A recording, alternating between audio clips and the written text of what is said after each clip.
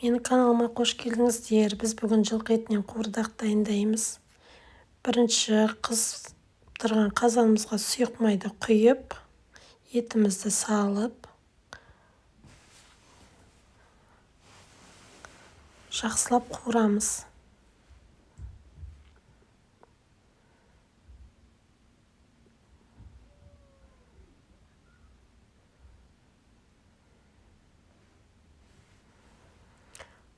Қазанымыздың қақпағын жауып 5-10 минуттан кейін қайтадан бір араластырамыз.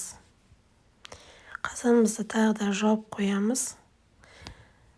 Осылайынан еттің өзінің суы шығып қайнауы керек.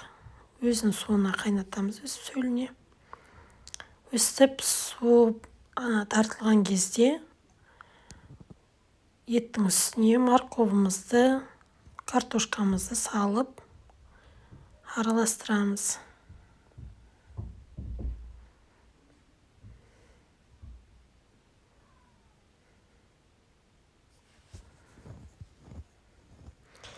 Осылай жұқалап туралған пиязымызды қосамыз.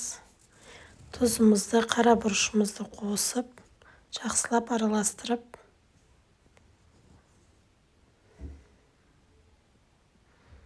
үстіне қайнаған суды құйып, етіміз, картошкамыз батып тұратындай көлемде су құямыз.